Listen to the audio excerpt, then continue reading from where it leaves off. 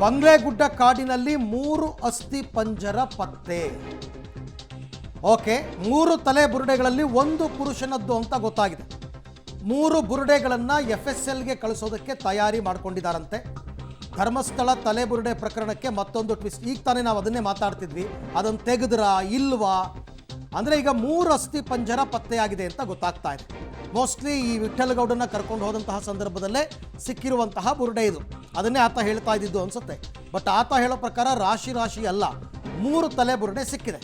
ಬಂಗ್ಲೆಗುಡ್ಡದಲ್ಲಿ ಭೂಮಿಯ ಮೇಲ್ಪದರದಲ್ಲಿ ಪತ್ತೆಯಾಗಿದೆ. ಮೇಲ್ಪದರ, ಓಕೆ, ಅಂದರೆ ಹೂತ್ ಹಾಕಿಲ್ಲ ಅಂತ.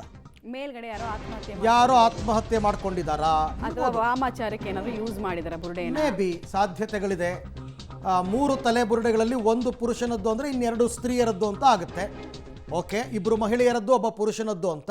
ಮೇಲ್ಪದರದಲ್ಲಿ ಸಾಮಾನ್ಯವಾಗಿ ಯಾರಾದರೂ ಹೆಣಗಳನ್ನು ಹೂತಾಕಿದ್ರೆ ಕನಿಷ್ಠ ಅಂದರೂ ಒಂದು 4-5 ಅಡಿ ತೆಗೆದುಬಿಟ್ಟು ಆಮೇಲೆ ಹೂತಾಕ್ತಾರೆ. ನಿಮಗೆ 4-5 ಅಡಿ ಹೂತಾಕಿದ್ರು ಎಷ್ಟೋ ವರ್ಷಗಳಾದಾಗ ಅದು ಇನ್ನೂ ಕೆಳಕ್ಕೆ ಇಳಿತಾ ಹೋಗುತ್ತೆ, ಮೇಲಕ್ಕೆ ಬರಲ್ಲ ಅದು. ಬಟ್ ಈಗ ಬಂದಿದೆ ಅಂತಕ್ಕಂಥದ್ದು ಹೇಳ್ತಾ ಇದ್ದಾರೆ. ಮಣ್ಣಲ್ಲಿ ಕರಗಿ ಹೋಗಿರುತ್ತೆ.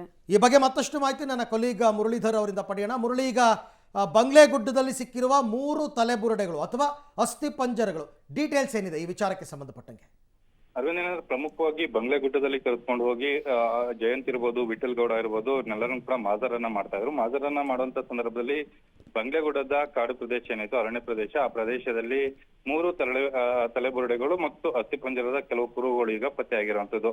ಅದಕ್ಕೆ ಸಂಬಂಧಪಟ್ಟಂತೆ ಈಗಾಗಲೇ ಪ್ರಾಥಮಿಕವಾಗಿ FSL ನ ವೈದ್ಯರು ಏನಿದ್ರು ಅವರ ಬಳಿಯಲ್ಲಿ ಒಂದು ಮಾಹಿತಿಯನ್ನ ಪಡ್ಕೊಳ್ಳೋದಕ್ಕೆ SIT ಅಧಿಕಾರಿಗಳು ಮುಂದಾಗಿರುವಂತದ್ದು. ಅದರಲ್ಲಿ ಒಂದು ತಲೆಬುರುಡೆ ಗಂಡಸಿನ ತಲೆಬುರುಡೆ ಅನ್ನೋದ್ರ ಬಗ್ಗೆ ಒಂದಿಷ್ಟು ಫಸ್ಟ್ ಒಪಿನಿಯನ್ ಅಂದ್ರೆ ಪ್ರಾಥಮಿಕ ಮಾಹಿತಿನ ಕೊಟ್ಟಿದ್ದಾರೆ. ಇನ್ನುಳಿದಂತ 2 ಅಸ್ಥಿಪಂಜರಗಳೇನಿತ್ತು, ಅಸ್ಥಿಪಂಜರ ಅಥವಾ ತಲೆಬುರುಡೆ ಏನಿತ್ತು, ಅದನ್ನ FSL ನಾಗಿ ಕಳಿಸ್ಬೇಕು ಅಂತ ಹೇಳಿ ಒಂದಷ್ಟು ಕೆಲಸಗಳನ್ನು ಕೂಡ ಮಾಡ್ತಾ ಇರುವಂತದ್ದು. ಜೊತೆಗೆ ಯಾವ ಪ್ರದೇಶದಲ್ಲಿ ಸಿಕ್ತು ಅದಕ್ಕೆ ಹೆಚ್ಚುವರಿದ ಮುಂದುವರೆದಂತೆ ತನಿಖೆನ ಮಾಡ್ಬೇಕು, ಜೊತೆಗೆ ಮಾಜರನ್ನ ಮಾಡ್ಬೇಕು ಅನ್ನೋ ಪ್ರಕ್ರಿಯೆಗಳನ್ನು ಕೂಡ ಮಾಡ್ಲಾಗ್ತಾ ಇದೆ.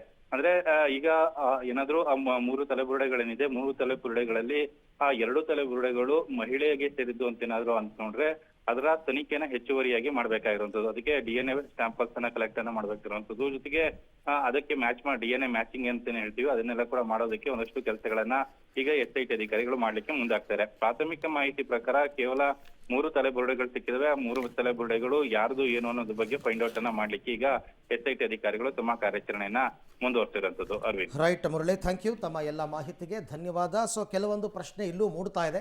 ಇದು ಮೇಲ್ಭಾಗದಲ್ಲೇ ಸಿಕ್ಕಿದೆ ಅನ್ನೋದೇ ಆದರೆ ಹೂತಾಕಿರೋದಲ್ಲ, ಹಾಗಾದರೆ ಅದು ಚಿನ್ನಯ್ಯನ ಕೆಲಸ ಅಲ್ಲ. ಚಿನ್ನಯ್ಯ ಹೇಳಿದ್ದು 100ಕ್ಕೆ 100ರಷ್ಟು ಸತ್ಯ ಅಂತ ವಿಠಲ್ಗೌಡ ಹೇಳೋದೇ ಆದರೆ ಚಿನ್ನಯ್ಯನ ಈ ಸ್ಪಾಟನ್ನು ಗುರುತಿಸ್ಬೋದಾಗಿತ್ತು. ಅಷ್ಟು ರಾಶಿ ಹೆಣಗಳನ್ನ ಹಾಕಿರೋ ಜಾಗನೇ ಮರ್ತ್ಬಿಟ್ರೆ ಚಿನ್ನಯ್ಯ, ಗೊತ್ತಿಲ್ಲ.